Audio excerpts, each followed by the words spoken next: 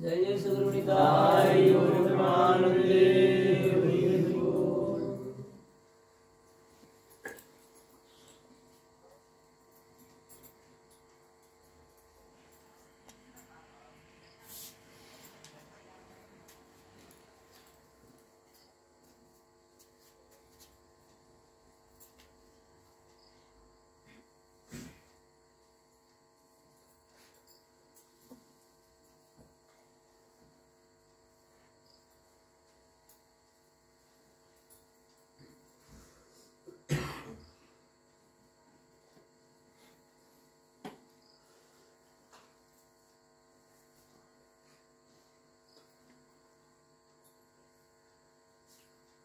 समागत परम सत्य परम पूज्यपाद श्री गौर भक्त वैष्णव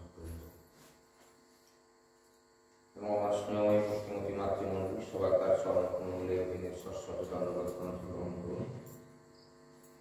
তারা সবাই কিছু কৃপা আশীর্বাদ করুন যেন অভিনয় কণ্ঠে কৃষ্ণ কথা শ্রবণ করতে निताई गौर प्रेमानंदे।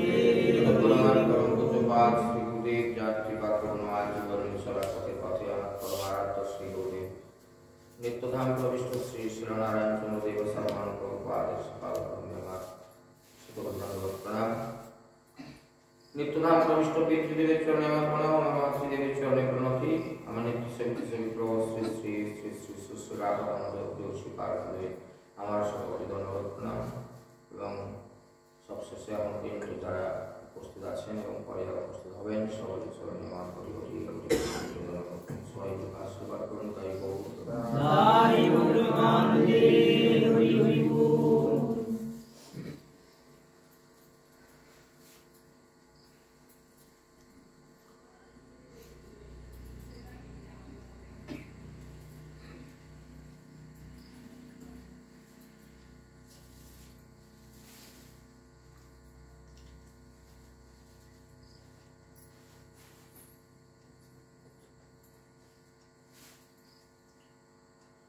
জয় জয় শ্রী চৈতন্য জয় নিত্যানন্দ জয় দ্বৈত চন্দ্র জয় জয় গৌর ভক্ত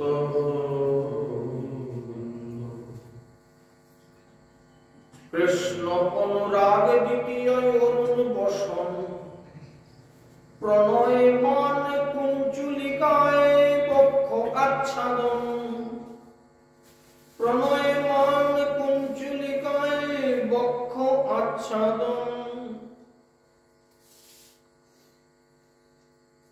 আমরা গতদিনকে এই শ্লোকে বিশ্রাম করেছিলাম। এইখানে আজকে শুরু করছি। এই শ্লোকের তাৎপর্য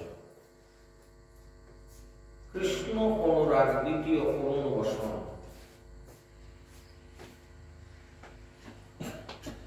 কৃষ্ণের প্রতি অনুরাগ। অনুরাগ কথার অর্থ হচ্ছে যে রাগ নূতন নূতন হয়ে সর্বদা প্রিয় ব্যক্তিকে তার রূপকে সদা সর্বদা নূতন রূপে প্রতীয়মান করায় সেই রাগকে অনুরাগ করে। আরেকবার বলে দিই, যে রাগ নূতন হয়ে সর্বদা অনুভূত প্রিয় ব্যক্তির রূপকে সর্বদা নূতন রূপে প্রতীয়মান করায় সেই রাগকে অনুরাগ।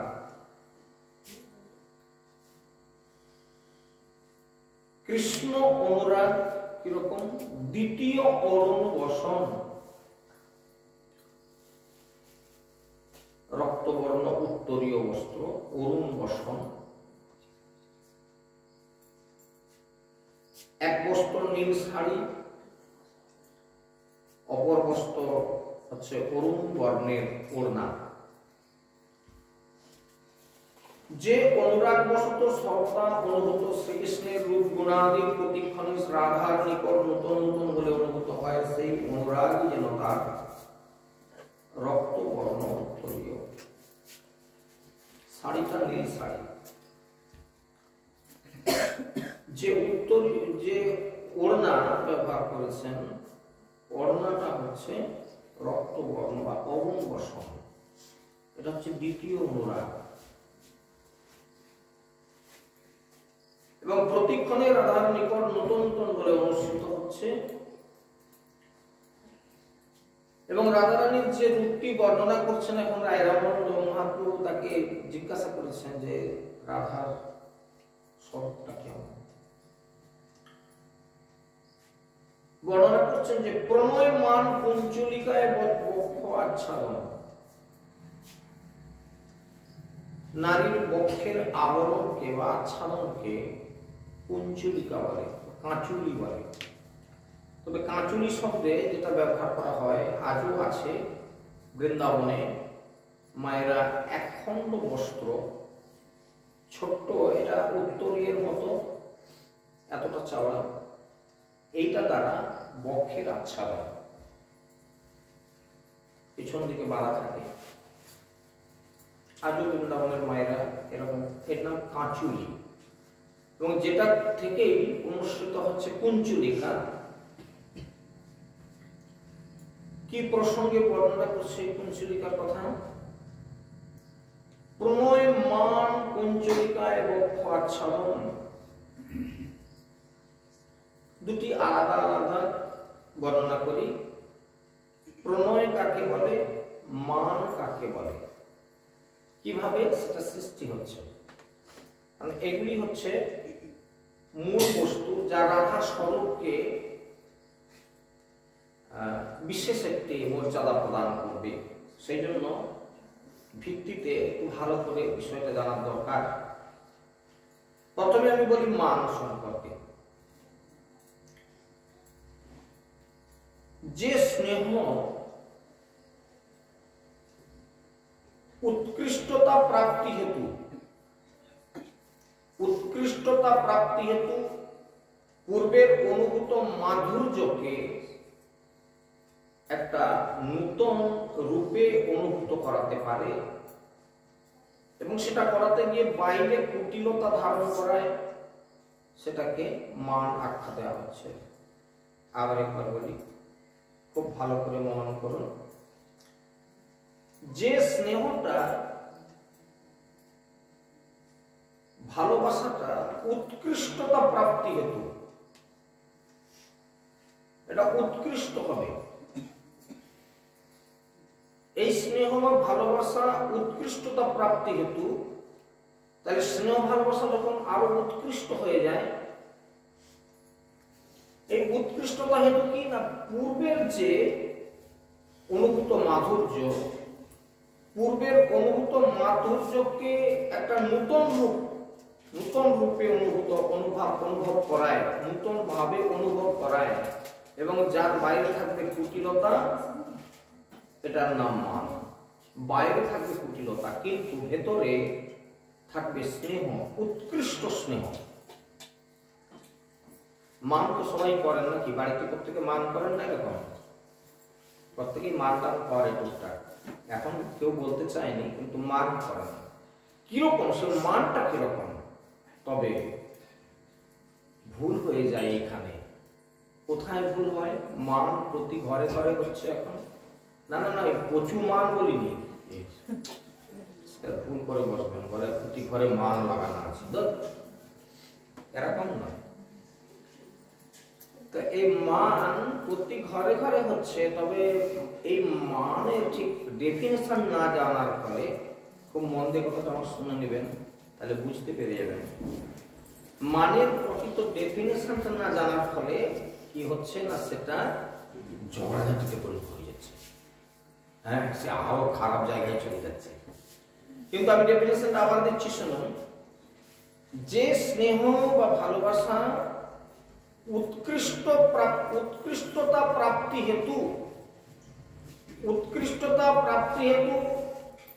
পূর্বের মাধুর্যকে নূতন নূতন রূপে অনুভব করায়।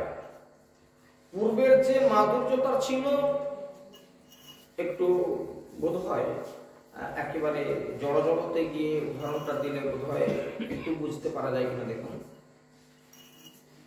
স্বামী স্ত্রীর মধ্যে ভালোবাসা ভালো আছে, ভালো, কোনো কথা নয়। এক এক সময় উৎকৃষ্টতা প্রাপ্ত হয়ে যায়, আরো উৎকৃষ্ট। কিন্তু সেই ডেফিনেশনটা জানা না থাকার ফলে একে অপরের এই অন্তরের ভাবটা উপলব্ধি করতে পারল না। এই উপলব্ধির অভাবে কি হচ্ছে, সেটা আরেকটা খারাপ জায়গায় চলে যায়। কিরকম? স্বামী স্ত্রীর মধ্যে যথেষ্ট তাদের মাধুর্য ভাব আছে, বিশেষ এই জায়গাটায় কিছু উৎকৃষ্টতা প্রাপ্তি হেতু কিরকম, যেমন একটু যদি আবার আরেকটু আমি ভালো করে বোঝার চেষ্টা করি। স্বামীর কাছে স্ত্রী কান্তা প্রেমিক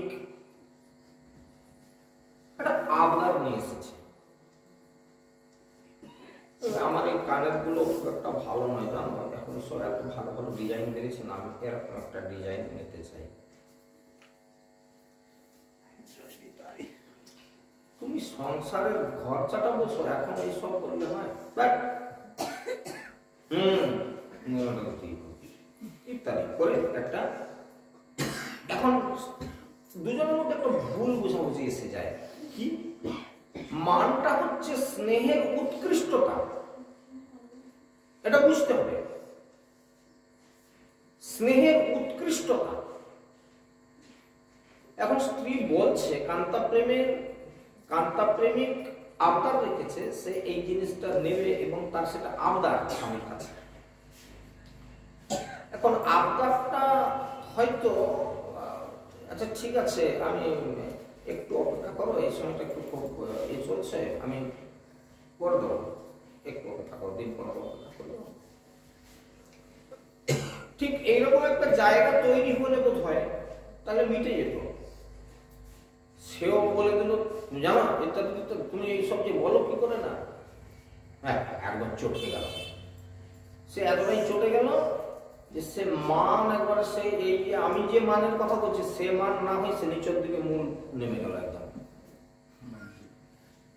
সে মান কচুতে পরিণত হয়ে গেল, নিচের দিকে শিকড় নেমে গেল, বাস তার অবস্থা খারাপ। কেন বিষয়টা বললাম এরকম না, রাধারানী কৃষ্ণের সঙ্গে একদিন একটা উদাহরণ দিই, ভগবান শ্রীকৃষ্ণের লীলা দিয়ে এবার উদাহরণটা দিই। রাধারানী কৃষ্ণের সঙ্গে বনের মধ্যে বিচরণ করতেছিলেন, বনে বিহার করতেছিলেন। তো কৃষ্ণ প্রেমে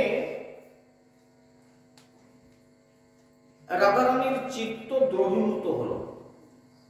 কৃষ্ণ প্রেমে রাধারানীর চিত্ত দ্রবীভূত হলো।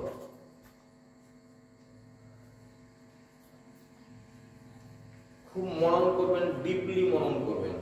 দেখুন আমি বিষয়টা ঠিক আপনাদের বোঝাতে পারছি কিনা একটু দেখুন, মনন করুন, না হলে বুঝতে পারবেন না। বনে বিচরণ করতে করতে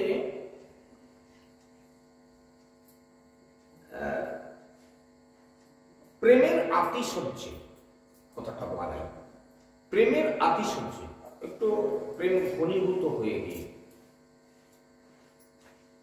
রাধারানীর চিত্ত দ্রবীভূত হয়ে গেল, চিত্তটা দ্রবীভূত হয়ে গেল। এই দ্রবীভূত হয়ে তখন নয়নে অশ্রুর উদ্গম হল। অন্তর দিয়ে চিন্তা করুন তো, যে অধিক প্রেমের আধিক্য হেতু নয়নে জল আসা, প্রেমের আধিক্য হেতু নয়ন বিগলিত হওয়া, দেখুন বুঝতে পারা যায় কিনা, বা জীবনে এরকম ঘটনা ঠিক ঘটেছে কিনা,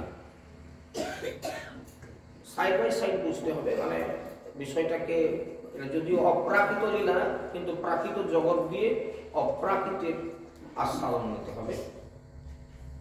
তো রাধারানী একদিন এরকম কৃষ্ণের সঙ্গে বনে বিহার করতে করতে প্রেমের আধিক্য হেতু নয়নে বাড়ি আসছে। আর এদিকে একটা ঘটনা ঘটেছে, একটু দূরে কতগুলো গরু চড়ছিল, হ্যাঁ, গরু বিচরণ করতেছিল, তাতে ধুলো উঠছে, গরুর খুরে ধুলো উঠছে।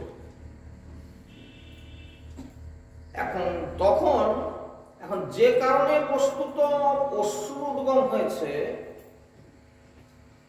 দেখুন আপনারা খুব মনন করুন, যে কারণে চোখে জলটা এসেছে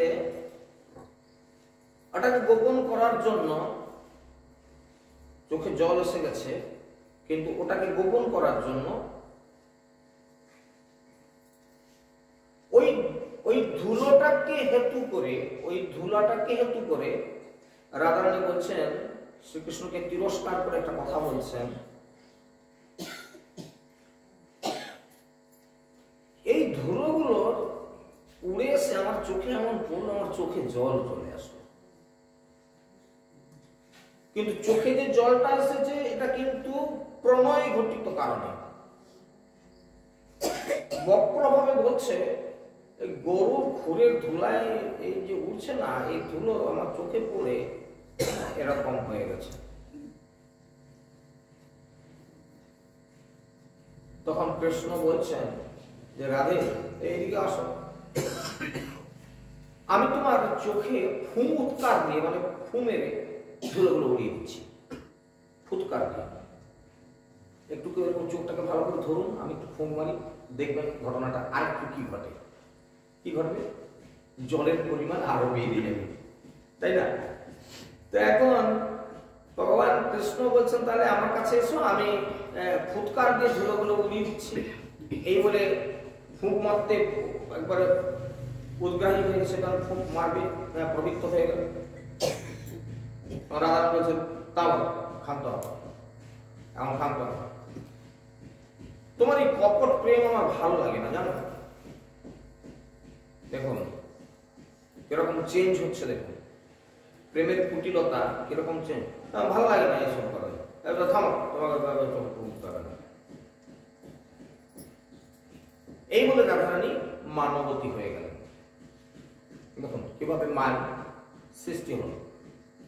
এখন এখানে কৃষ্ণ মাধুর্য নূতন রূপে অনুভব করার ফলে নয়নে অশ্রু এসেছে, কৃষ্ণের প্রতি নূতন রূপে অনুভব করার ফলে এই অশ্রুটা আসলো।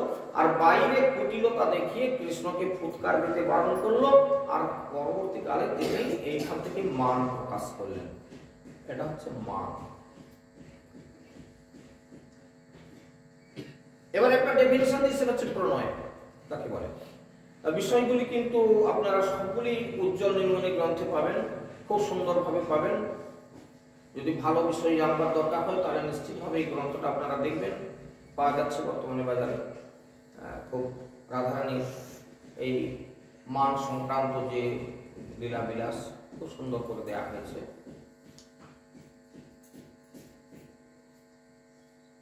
এবার প্রণয়, প্রণয়টা কিরকম না, মান যদি বিশ্বস্ত ধারণ করে তাহলে সেটাকে প্রণয় বলা যাবে। বিশ্বস্ত কথাটার অর্থ কি বলবো? বিশ্বাস বা সম্ভ্রম শূন্যতা। এই বিশ্বাস নিজের প্রাণ, মন, বুদ্ধি, দেহ এবং পরিচ্ছদাদির সঙ্গে কান্তের প্রাণ, মন, বুদ্ধি, দেহ অভিন্নতা জ্ঞান করায়, যেটা অনুভব হয়, এইটার নাম হচ্ছে প্রণয়।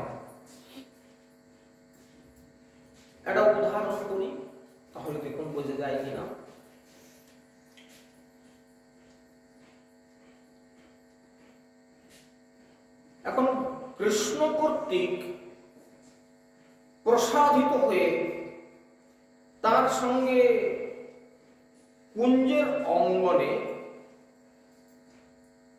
মানে ভগবান কৃষ্ণ রাধারানীকে প্রসাধন করিয়েছে, মানে তার কেশ সংস্কার করে দিয়েছে নিজে হাতে।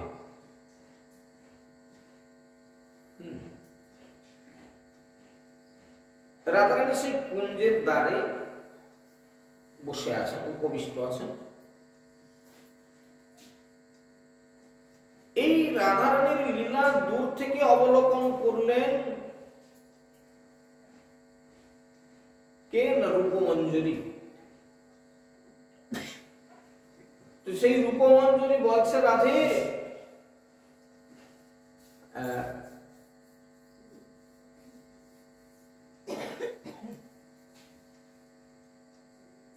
শ্রীকৃষ্ণ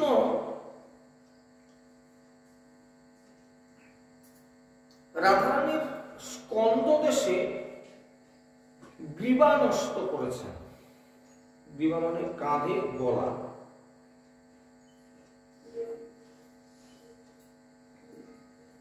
এবং কুটিল দৃষ্টিতে, একটা কুটিল দৃষ্টিতে ভ্রুকুটি করলেন। আবারও একটা কি বলবো, পূর্ণভাবে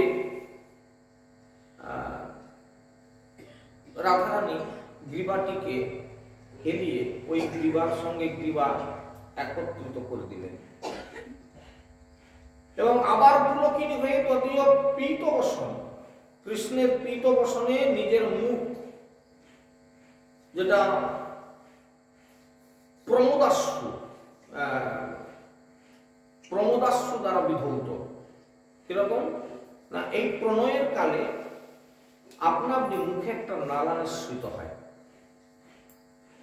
লালা নিঃসৃত হয়, যেটাকে আমি রূপ এরকম দিতে পারি। প্রণয়বশত চুম্বন কালে যে লালাটা নিঃসৃত হয়, এটাকে যদি সেইটা আমরা আখ্যা দিই, সেই প্রেমাদস্ত্র দ্বারা বিধৌত হতেছিল। রাধারানী কি করলেন না, সে কৃষ্ণের পীত বসনে উত্তরীয় মুখটা মুছে দিলেন। তা এখানে ভ্রুকুটিকরণ হেতু অসহিষ্ণুতা নিবন্ধন মান, যেখানে চিত্ত দ্রবীভূত হওয়া হেতু প্রেমদাশ্রু এবং কৃষ্ণের পীত বসনে নিজের মুখকে মার্জনা হেতু নিঃসম্ভ্রমে, এখানে কোনো সম্ভ্রম নেই যে আমি আমার প্রিয়ের উত্তরীয়টাতে আমি মুখ মুছে দিলাম, এরকম কোনো মনের মধ্যে কোনো রেখাপাত করেনি। মুখে নালা এসেছিল, মুখটা মুছে নিয়েছে। আমি বোধহয় একটা জায়গা বোঝাতে পারলাম, দেখুন তো, যে তাহলে উভয়ের মধ্যে একটা প্রীতির যে সম্ভব, প্রীতি এখানে কিন্তু আর বিরক্ত নেই, তুমি আমার এটা করলে কেন, কি ইত্যাদি এরকম বলার কোনো জায়গা নেই। তাহলে এই যে নিঃসম্ভ্রমতা, এই যে নিঃসম্ভ্রমতা, এর নাম হচ্ছে প্রণয়, এর নাম প্রণয়। প্রণয় মান কুঞ্চলিকায় বক্ষ আচ্ছাদন। বক্ষ আচ্ছাদন কথা বলা হচ্ছে কেন? রাধারানীর হৃদয়টি, রাধারানীর বুকটি এইরকম প্রণয় মানের কুঞ্চলিকায় বদ্ধ।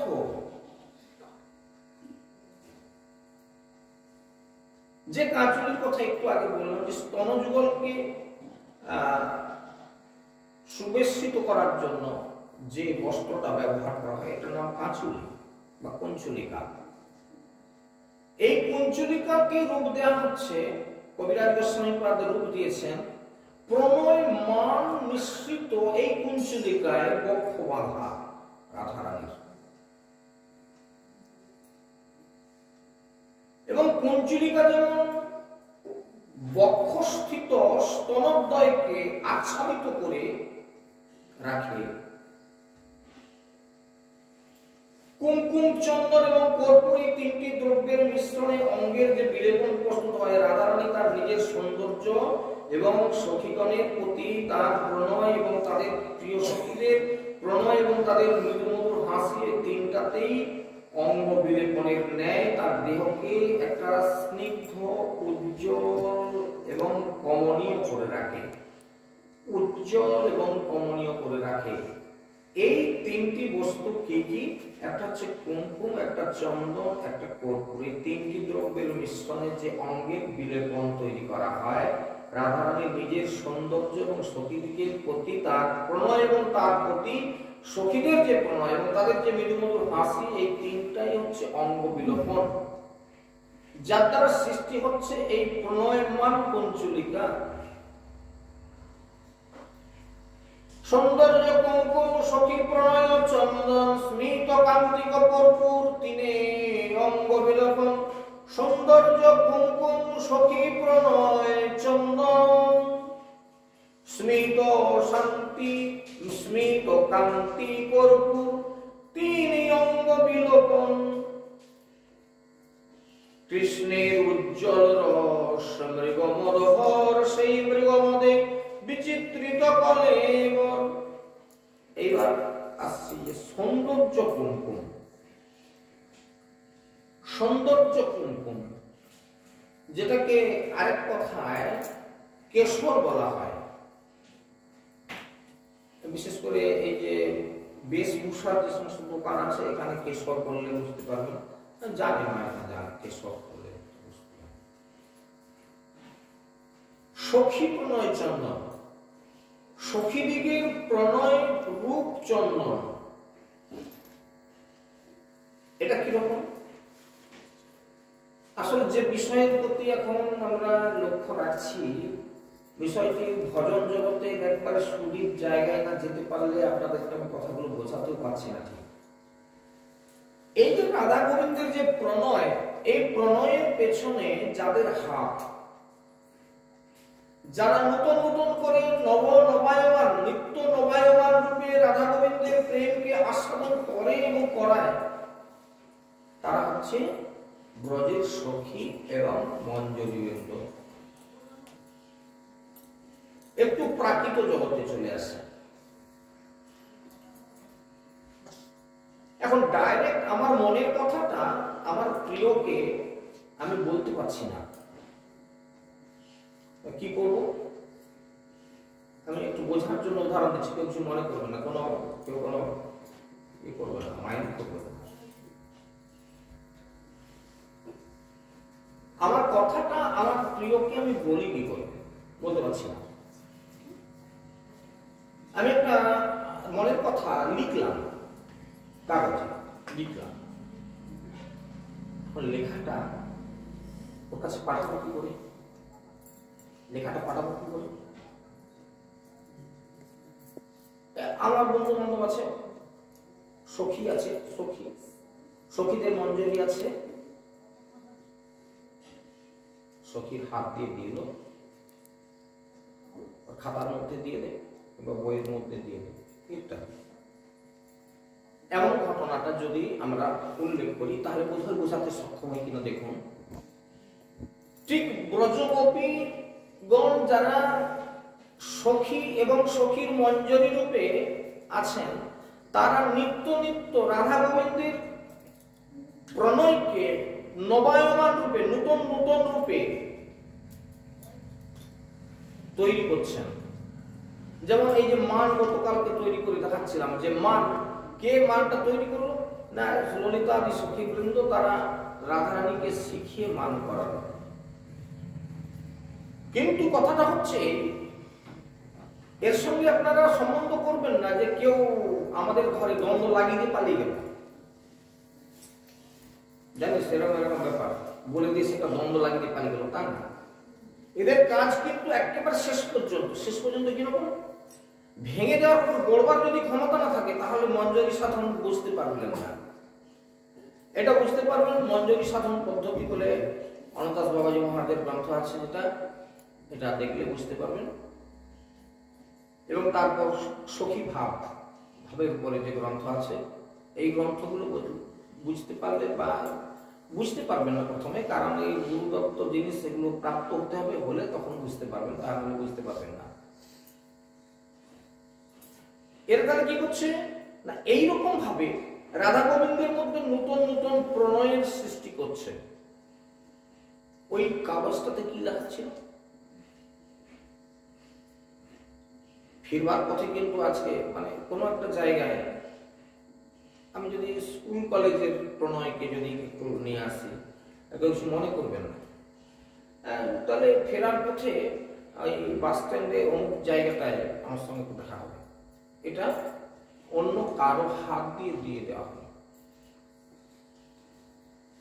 এরা যে লাগিয়ে দিয়ে পালিয়ে যাবে তা না, এরা জানে কি ব্যাপার না এই ব্যাপার, ঠিক আছে আছি। এরা কিন্তু লাগিয়ে পালিয়ে যাবে না, এরা শেষ পর্যন্ত কি ঘটে তারপর দেখে ঘর যাবে। রাধারানীকে মান করানো, মানে যখন কৃষ্ণ চলে গেল, রাধারানী তখন কাঁদতেছেন সখীদের কাছে, সখীরে তোরা আমাকে মান করালি এমন, আমার প্রাণনাথ চলে গেল, আমি এখন কি নিয়ে বাঁচবো বল, তোরা আমার কৃষ্ণকে এনে দে, নাহলে আমি বাঁচবো না। দাঁড়া দাঁড়া দেখছি দাঁড়া। এইবার ললিতা সখী কি করছে, গোবিন্দ কি করছে, রাধারানী যখন তাকে কিছুতেই পাত্তা দিল না যে তুমি অন্যের কুঞ্জে নিশি যাপন করে আমার কাছে এসেছো, যাও যাও তোমার দিকে আমি তাকাবো না, মুখই তুললো না। গোবিন্দ চলে গেলেন কাঁদতে কাঁদতে। গোবিন্দ চলে যাওয়ার পরে রাধারানী এবার বিলাপ করছেন, তোরা আমায় এমন মান শেখালি যে মানে আমি আমার কৃষ্ণকে হারালাম, এই মানের তো কোনো প্রয়োজন ছিল না।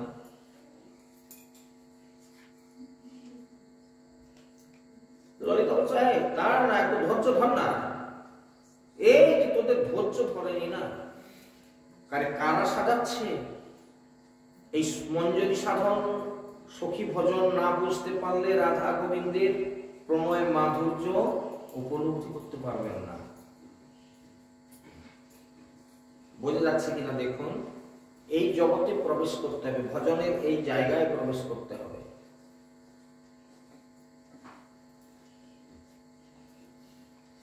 ললিতা কি করেছে, দাঁড়া তুই বস দেখছি। এবার গোবিন্দ কি করছেন, রাধারানীর কাছ থেকে বিতাড়িত হয়ে বনে বনে যেন একদম কেউ নেই তার এরকম করছে, ধুলায় ধূসরিত অঙ্গ, মন মেজাজ ভালো নেই হচ্ছে। এমন সময় ললিতা ওই বনে গেছে ফুল তুলতে, মিছামিছি।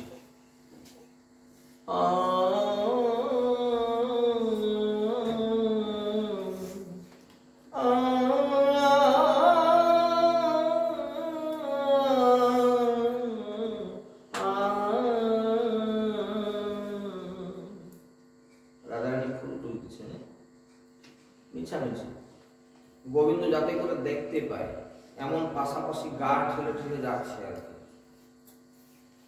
গুনগুন করে গান গাইছে, এরকম একটা সুর বেরোচ্ছে, আর আনমনা হয়ে খালি ফুল তুলছে। ওইদিকে তাকে মাঝে মাঝে টেরে টেরে দেখতেছে কৃষ্ণ কি দেখে নাকি, আমাদেরকে দেখতেছে নাকি দেখি, মাঝে মাঝে টেরে টেরে লক্ষ্য রাখছে, কিন্তু আসলে যেন একদম ফুল তুলায় মগ্ন। খুব মন দিয়ে বিষয়টা লক্ষ্য করুন, না হলে বিষয়গুলো বোঝাতে পারবো না, খুব কঠিন জায়গা, সুদীপ। কৃষ্ণ দেখলো ললিতা ফুল তুলতে আসছে,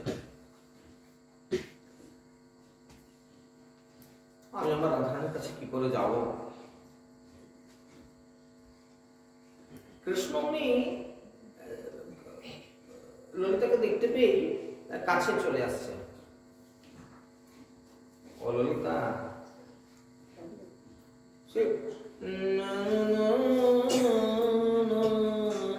ললিতা কে? তুমি তুমি আমার এখানে এলে কেন?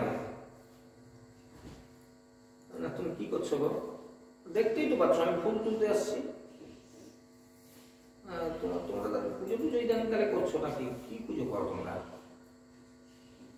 তুমি কি বুঝবে? আমরা মান কুমারীর পুজো করবো, মান কুমারীর পূজা। ও আচ্ছা আচ্ছা, সে পুজোটা কেমন হবো? মান কুমারীর পুজোটা কিরকম? এই করে কোন রকম ললিতার অনেকটা কাছাকাছি আসলো। ললিতা, আমার একটা কথা রাখো না। দেখো, তোমার কাছে আমার একান্ত নিবেদন, একদম পায়ে ধরতে উদ্যত, পায়ে ধরতে উদ্যত। এটা কি করছো তুমি? বলে দেখো, এখান তো কেউ দেখছে না, আমি তোমার কাছে খুব অনুনয় বিনয় করে বলছি, রাধারানীর সঙ্গে আমার একটু কাজ করিয়ে দাও। কিন্তু আমি চলে আসছি, এখন তো ফাঁকা জায়গা, যাও তুমি যাও, তুমি তোমার যাও। আমি ললিতা, তুমি বলে পেয়ে একটু বুঝিয়ে দাও না।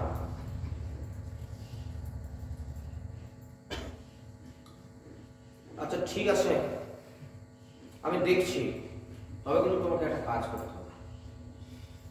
কি কাজ করবো? আমি যা বলবো তো আমি তাই করবো। বলে তাহলে শোনো, ওই গলার উত্তরীয়টা এরকম খালি এরকম করে রাখলে হবে না, এটাকে এইরকম করে রাখ। বুঝা গেছে কিছু? অর্থাৎ গলবস্ত্র। গলবস্ত্র কথাটা এবার অর্থ করতে পারছেন যে গলবস্ত্র মানে কি? গলায় কাপড় দিয়ে। আর কি করবে? চরণে গিয়ে ধরতে হবে। কিন্তু শুধু তাই না, যদি তাই না হয় মাথাটাও দিয়ে দিতে হবে। ললিতা, একটু কমের সময় বলে না, এর থেকে কমানো যাবে না কিছু, আর কমের সময় হবে না, যেন একটা দাম বস্তু হচ্ছে। হ্যাঁ, এর থেকে কমায় সময় হবে না, এটা তোমাকে করতে হবে ন্যূনতম। তারপরে আমরা আছি, আমরা সাইড থেকে তখন একটা করতে থাকবো যে রাধে আর সব করিস না, কর, আর তোর কৃষ্ণ অনেক করে আসছে, আর তাকে তুই ফিরাস না, এবার আর তুই ফিরাস না। আমরা সাইড থেকে, আসল তো সব যুক্তি করা আছে, সব কমেন্ট করা আছে। হ্যাঁ, খালি সাজাচ্ছে, এরা সাজাচ্ছে। মান সাজিয়েছিল, সেই মানটাকে ভঞ্জন করাটাও সাজাচ্ছে। ঠিক আছে, তুমি একটু পরে এসো, আমি যাই, আমি আগে কুঞ্জে যাই, মান কুমারীর পূজাটা আগে সেরে দিই, তারপর তুমি আসবে। এইবার কৃষ্ণ ঠিক তেমনি ভাবে আবারও বলবস্ত্র হয়ে গেলেন, গিয়ে যেরকমটা শিখিয়ে দিয়েছে ঠিক সেই রকম সৌন্দর্য কুমকুম সখী প্রণয় চন্দন।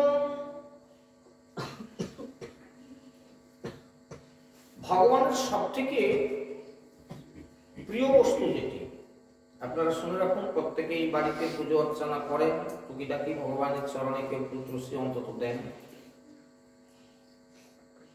এই চন্দনটা একটু বদলে ফেলবেন, শুধু চন্দন কাঠ না, বেড়ে দোকানে খোঁজ করবেন, একটা অগুরু চন্দন পাওয়া যায়, অগুরু চন্দন, অগুরু কাষ্ঠ, অগুরু কাষ্ঠ চন্দন কাঠের মতো একটা কাঠ, একটু বেশি শক্ত, আরো ঘুটলে একেবারে চন্দনের মতোই দেখতে, সেন্টটা একটু আলাদা, চন্দনের থেকে একটু আলাদা। এর সঙ্গে আপনাদের বাড়ির তুলসী কাষ্ঠ, খুব ভালো মোটা জায়গা, কিছুটা খণ্ড জোগাড় করবেন, যে গাছগুলো দেখে রেখে দেয় ওইখান থেকে। তুলসীর গন্ধ ভগবানের এতটা প্রিয়, এতটা প্রিয়, তিনি সদা সর্বদা তুলসী নামের মালা পরে থাকেন, এবং যার গন্ধে ভ্রমরকুল গুনগুন করে তার পেছনে পেছনে ধাওয়া করে। ভগবানের এত প্রিয়, এই জন্য যদি মানে কোনো ভোগ দিবেন, নেই, তুলসী নেই বা ইত্যাদি কিছু একটা অসুবিধা হয়ে গেছে, আজকে দ্বাদশী তিথি, তুলসী তুলতে নেই, কি করা যাবে? কি করা যাবে?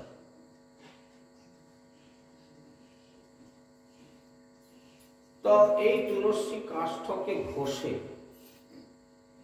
একটু ছিটা দিয়ে দেন ভোগের উপরে, দিয়ে বলুন যে তুলসী পত্র সহিত,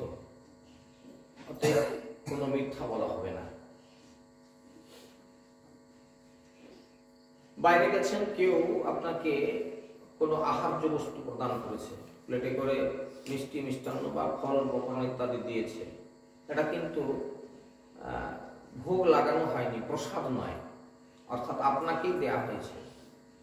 আপনি কৃষ্ণ ভক্ত মানুষ, তার ভগবানের ভোগ না লাগালে আপনি পাবেন না। এখন কি করবেন? জল গ্লাস আর প্লেট নিয়ে এসে হাজির করে দিচ্ছে। এখন আপনি তাকে বলবেন যে তুলসী নিয়ে আসো বাইরে থেকে, আমি ভোগ লাগাই তো পাবো না ইত্যাদি। সে লোক তখন বিরক্ত হলো। কিছু দরকার নেই, গলায় তুলসীর মালা আছে, হাতে একটু জল নেবেন, তুলসীর মালায় একটু এরকম লাগিয়ে, দেখতে পাক নাই পাক মিশামিশি একটু ছিটি দেন, দিয়ে ভগবানকে ভোগ লাগিয়ে দেন। ভগবান কতটা তুলসীর প্রিয়সী এটা আপনাদের বোঝানোর জন্য এই উদাহরণটা দিলাম। হ্যাঁ, তাতে ভগবান সন্তুষ্ট। আর এই চন্দনটা, এই যে চন্দনটা তৈরি হচ্ছে কি দিয়ে? আগে এই চন্দন দিলেন, তার উপরে অগ্রু চন্দনটা কিছুটা ঘুটলেন, তার উপরে তুলসী চন্দন কিছুটা ঘুটলেন, এই তিনটার সঙ্গে কিঞ্চিত কর্পূর মিশ্রিত করে দেবেন, দিয়ে এটাকে একটু ঘুটে দেবেন। দেওয়ার পর এটা চন্দন সিক্ত করে ভগবানের চরণে দেয়া। প্রসঙ্গটা এখানে দেওয়া হয়েছে চৈতন্য চরিতামৃতের প্রত্যেকটা লাইন ভীষণ ডিপ, এবং তার বর্ণনা কবিরাজ গোস্বামীপাদের যে লেখা, বুঝতে পারার মতো সামর্থ্য খুব কম। সৌন্দর্য কুমকুম সখী প্রণয় চন্দন। চন্দনটা কি না? সখী প্রণয় চন্দন। সখীরা যেভাবে সাজিয়ে দিচ্ছে, এই চন্দনটা না লেপলে ভগবানের গ্রহণযোগ্য হবে না। অর্থাৎ সখী ভজনটা না বুঝতে পারলে আপনি গোবিন্দের চরণে কিছুই নিবেদন করতে পারবেন না। দেখুন বুঝতে পারা যাচ্ছে কিনা। সখী চন্দন যদি না হয়, অর্থাৎ মঞ্জরি সাধন করে সখীর কাছে পৌঁছলেন, সখীর কৃপা না হলে রাধারানীর সঙ্গ পাওয়া যাবে না, আর গোবিন্দ চরণে পৌঁছা যাবে না। এটাকে বর্ণনা করতে গিয়ে লিখেছেন, সৌন্দর্য কুমকুম সখী প্রণয় চন্দন স্মিত কান্তি কর্পূর। স্মিত কান্তি কর্পূর তিনে অঙ্গের বিলোপন। স্মিত কান্তি কর্পূর অর্থাৎ ঈষৎ হাস্যের কান্তিরূপ কর্পূর, ঈষৎ হাসি। সেবার মধ্যে এবার একটু একটু একটু ডিপে ঢুকুন, প্রবেশ করুন একটু ডিপে। কি? কাউকে সেবা দিয়ে মুখটা বাংলার কাঁচের মতো খেতে দিচ্ছেন, কাউকে কি কাউকে একটা শরবত দিচ্ছেন বাড়িতে, মুখটা একদম বাংলার কাঁচ। যে শরবতটা আপনার হাত থেকে নিল, দিচ্ছে বাধ্য তো নিতে হবে, মুখটার দিকে মনে হয় অনেক বিরক্তির সঙ্গে দিল, না খেলেই ভালো। কথাটা বোঝানোর জন্য উদাহরণ দিচ্ছি, খুব অনুভব করুন। অনুভবটা আপনাদের, আমি কিন্তু অনুভব আপনাকে করাতে পারবো না। আমার যতটা সামর্থ্য হচ্ছে ততটা আমি ঢোকার ব্যবস্থা করছি।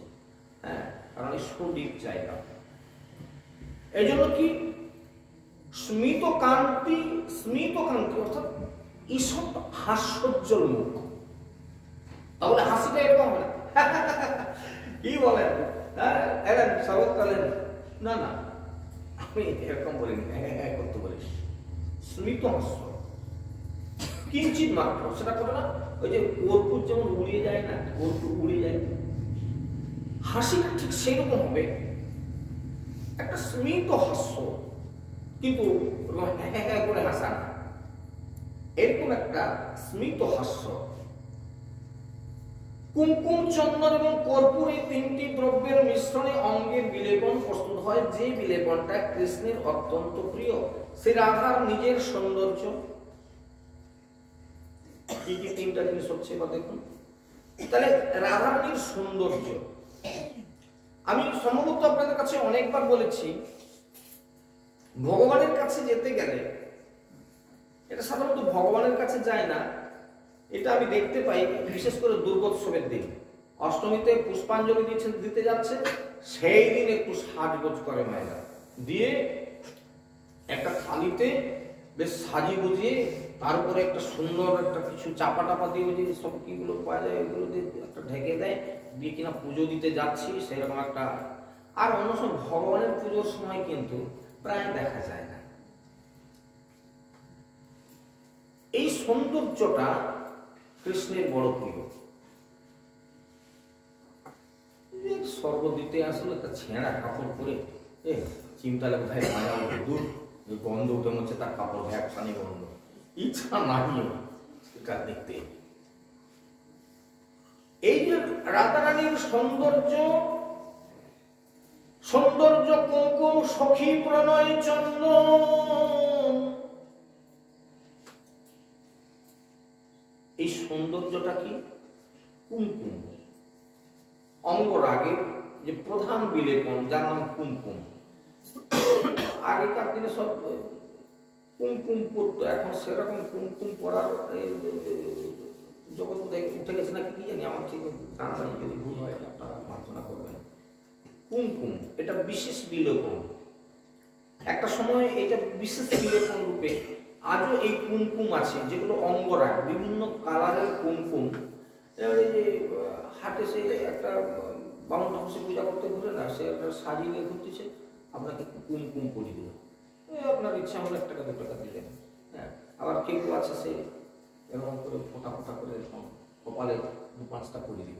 কুমকুম সৌন্দর্য, অর্থাৎ আপনাকে যাতে করে সুন্দর দেখায়, এক বিশেষ ধরনের অনুলেপন করা হয়। রাধারানীর যে সৌন্দর্য, রাধারানীর যে রূপটা, এই রূপটাই হচ্ছে কুমকুম, রূপটাই কুমকুম। এই জন্য ভগবানের সেবা দেওয়ার কালে বাবা মা, প্রত্যেক সকাল কথাই বলছি, সবাই কিন্তু একটু যত্ন করে বিশেষ একটি পরিধেয় দ্বারা বা তার যতটা সুসজ্জিত হওয়া দরকার, বিশেষ সাজ হচ্ছে যে তিলকান্নিকা। ভগবানের সেবা করতে বসে কি দ্বাদশ সঙ্গে পরিমন্দির অঙ্কন করা, ভগবান দেখলে বুঝতে পারে এই যার সারা অঙ্গে দ্বাদশ সঙ্গে তিলক আছে, পরিমন্দিরময়, সে যে আমার নিশ্চয়ই ভক্ত, এই বিষয়ে আমার আর সন্দেহ নেই। গলায় তুলসী দামের মালা আছে, ঠিক আছে মেনে নিলাম, তাহলে এগুলো নিশ্চিতভাবে থাকবে। রাধারানীর যে সৌন্দর্যটা, সেই সৌন্দর্যটা কুমকুম। এই জন্য ভগবানের পুজো দিতে গেলে, ভগবানের পুজো করতে বসলে, ভগবানকে আরতি করতে গেলে, বা একটা সব থেকে যেটা বড় জায়গা, মায়েরা যখন সন্ধেবেলা গলায় আঁচল দিয়ে প্রদীপটা জ্বালতে যাচ্ছেন, একটু খেয়াল রাখবেন। তার আগে নিজেদের কেশ পরিচর্যা, অঙ্গ পরিচর্যা, স্নানাদি, অনুলেপন, ন্যূনতম একেবারে বাংলায় যেটা বলতে চাই আমি, ন্যূনতম যেটা তাদের সাজসজ্জা হবে। যদি পট্ট বস্ত্র হয় তাহলে খুবই ভালো। এবং প্রতিপরায়ণা সতী রমণীদের সব থেকে অঙ্গের ভূষণ যেটা, সেটা হচ্ছে লাল পাড় শাড়ি, বা অঙ্গে অন্যান্য লাল রঙের ইত্যাদি কিছু শরীর আচ্ছাদনের, এটা সব থেকে শুভ। আর অলঙ্কার আদি ধারণ, তিলক ধারণ, আর এটা শুদ্ধ বস্ত্র হওয়া চাই অবশ্যই। মানে এটা শুধু বস্ত্রটা এরকম থাকলে হবে না, না তো পাটের কাপড়, সে পাটের কাপড় কবে পরেছিল, সে গায়ে জল ছিল সেদিন করছিল, সে ভ্যাকসা গন্ধ উঠছে, সে তার কাছ থেকে তখন জমও পালাবে, এরকমটা না হয়। তাই এইরকম একটি সাজসজ্জা নিয়ে সে যখন তুলসী তলায় যাবে, অনেক শিল্পীদের, অনেক কবিদের এরকম অনুভব লেখা, অনেক লেখা আছে। আপনারা সে জগতে গেলে বা সাহিত্যের জগতে গেলে বেরোতে পারা যাবে না, সেই জন্য আমি আর ওইদিকে প্রবেশ করছি না, শুধু একটু ইঙ্গিত করলাম মাত্র। অনেক সাহিত্যিক এই গ্রাম্য নারীর এই রূপচর্যাটাকে নিয়ে অনেকের অনেক লেখা আছে, অনেকের। কবি চণ্ডীদাসের লেখা আছে, বিদ্যাপতির লেখার মধ্যে এরকম জায়গা প্রস্ফুটিত হয়েছে, এরকম অনেক। অক্ষয় কুমার বড়ালের একটা কবিতার মধ্যে এরকম বাংলার একটা রূপকে তুলে ধরেছেন। এরকম মোটামুটি অনেকেরই আছে। জীবনানন্দ দাশের কবিতার মধ্যে এরকম বেশ কিছু জায়গা আছে, গ্রাম্য নারীর সৌন্দর্য উপমাকে তুলে ধরার জন্য তার কবিতার মধ্যে প্রস্ফুটিত করেছেন। আমি এগুলো ব্যাখ্যায় আর দিতে যাচ্ছি না, সেরকম লাইন তুললে তাহলে সেসব এখন মানে অনেক সাহিত্যের জগৎ এসে যাবে। ঠিক সেই জায়গাটা হচ্ছে আমরা যে লাইন থেকে এসেছি চৈতন্য চরিতামৃতের কবিরাজ গোসাইপাদ বলছেন সৌন্দর্য কুমকুম সখী প্রণয় চন্দন।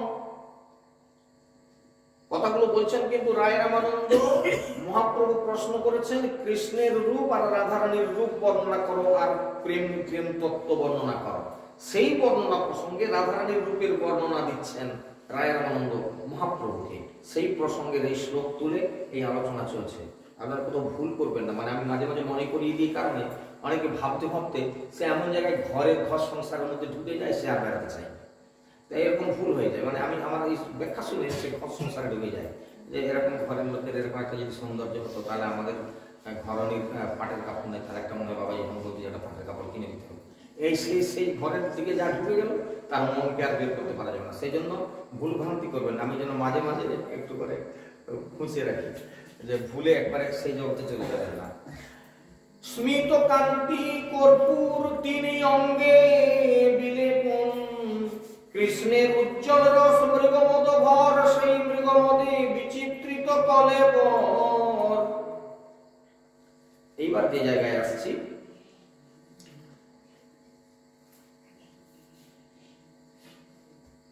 একটা উদাহরণ দিচ্ছি। ভগবান কৃষ্ণ একদিন রাধারানীকে বলছে, ও রাধে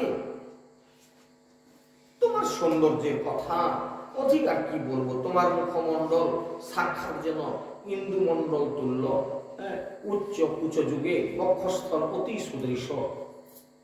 বর্ণনা দিচ্ছে উচ্চ স্তন যুগলে তোমার বক্ষস্থল অতীব সুদৃশ, ভ্রূদ্বয় স্কন্ধ সেই যেন নত, মধ্যভাগে মুষ্টি পরিমিত, নিতম্ব অতিশয় বিশাল এবং পুরু যুগল ক্রমশ লঘু হইয়া অদ্ভুত শোভা বিস্তার করছে। যাহা হোক হে প্রিয়তমে, তোমার এই যে দেহ অপূর্ব কমনীয় রূপে প্রকাশ পাচ্ছে, অপূর্ব কমনীয় রূপে।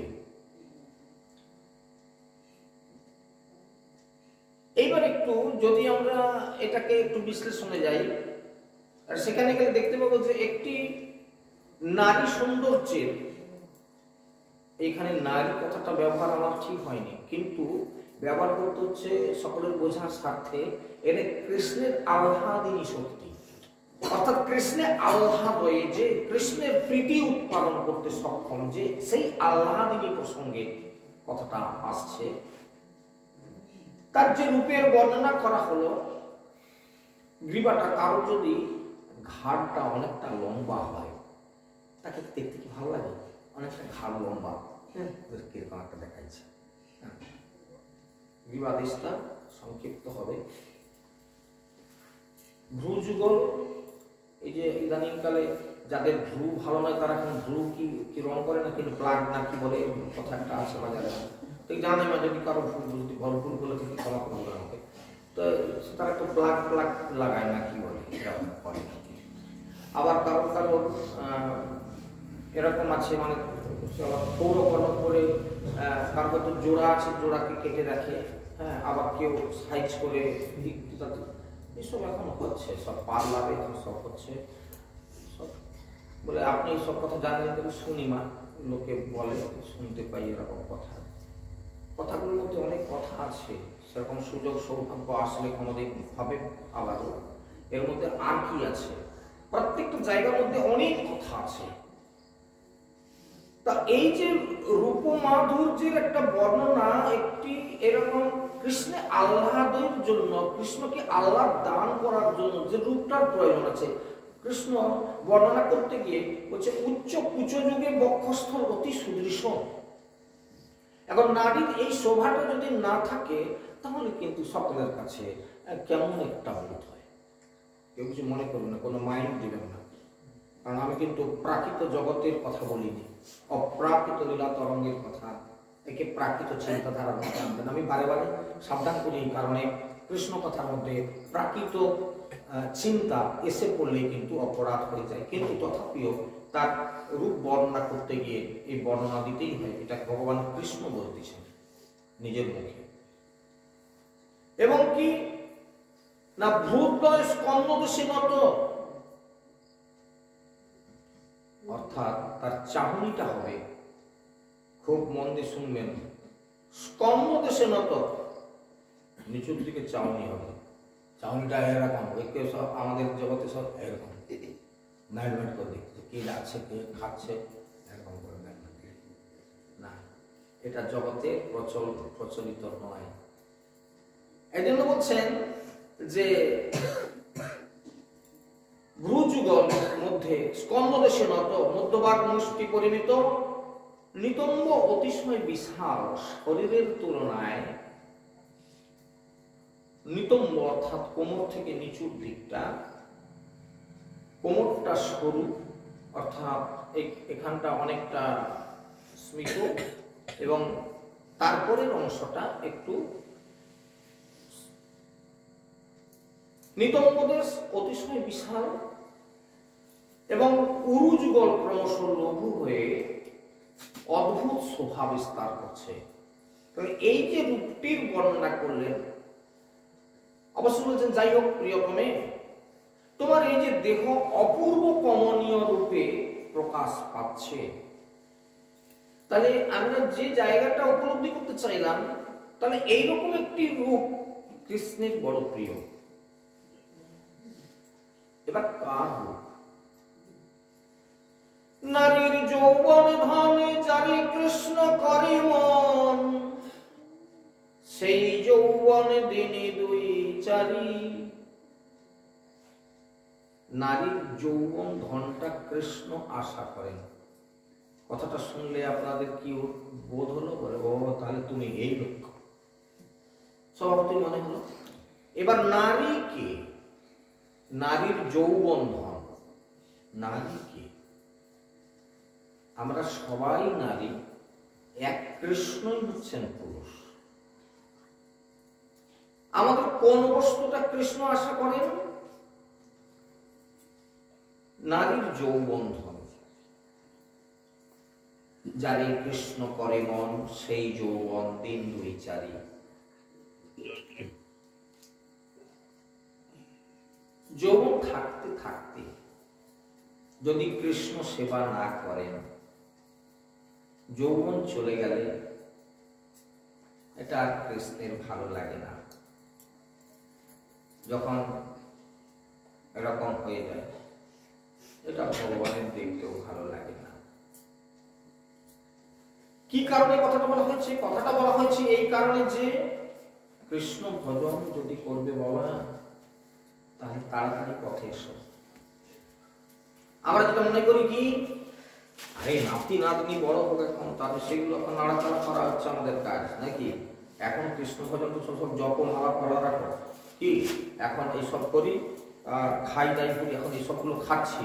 লোভ আছে কি বলবো, নাতি নাতনিরা খায়, আমি না খেলে কিরকম হবে? ঠাকুমার পাতে বসে খাবো, হ্যাঁ, দাদুর পাতে বসে খাবে একটা ছেলে, এইসব না খেলে সেই ছানাগুলো কি করে মানুষ হবে? এইসব এই জন্য এখন বয়স হোক আরো, তারপর দেখবো। কৃষ্ণ বলে তোমার সময় গেছে, আর তোমার সঙ্গে আমার কোনো সম্বন্ধ নাই। অর্থাৎটা কি? এর অর্থ হচ্ছে এই, প্রকৃতপক্ষে আমরা কি আরেকটু বয়স বাড়ার সঙ্গে আমরা কৃষ্ণ ভজন করতে পারবো? একটু কৃষ্ণ ভজনীয়দের জীবনটা লক্ষ্য করুন। খুব ভাববার বিষয়বস্তু। খালি একটু জপ করি, খালি একটু পুজো করি, এগুলো কথা না। একদম প্রত্যেকটা কথাকে মনন করতে হবে। এই যে কেউ কেউ বলে, আর ভাই আমি ভোরবেলা স্নান টান করতে পারিনি, তো আমার ঠান্ডার ধাত, একটু যদি ঠান্ডা লেগে যায়, আমার কি নাই এরকম কাণ্ড, আমার অ্যালার্জি আছে, ইত্যাদি ইত্যাদি অনেক কিছু আছে। মানুষ তো প্র্যাকটিসের অভাবে, অনেকে বলে বসতে পারি না, কারো কারো হয়তো অন্য কিছু ঘটনার দ্বারা তারা এরকম হয়ে গেছেন, পঙ্গু হয়ে গেছেন, ঘটনা কাঁচা খেয়ে পড়ে বা ইত্যাদি কোনো আছে। কিন্তু জেনারেলি আমরা যারা, আমি তার মধ্যেও আছি, আমিও তার মধ্যে আছি, আমাদের বসতে কষ্ট হচ্ছে। আপনারা যে দেখছেন না বসে আছি, আমারও এই কোমর যন্ত্রণা করে আর কি। কারণটা কি? আসলে আমরা সোজাভাবে বসতেই শিখি না, বসিনি তো। কেন বসবে মানুষ? খুব মন দিয়ে শুনুন, কেন বসবে মানুষ? কি কারণে বসবে না? কি ঘরে এত কাজ, মাঠে ধান রোয়া আছে, ধান লিকানা আছে, ঘাস কাটা, গরু খড় কাটা ইত্যাদি ইত্যাদি, দুধ দিতে যাওয়া, সময় দিতে অনেক কাজ, ঘরে বসে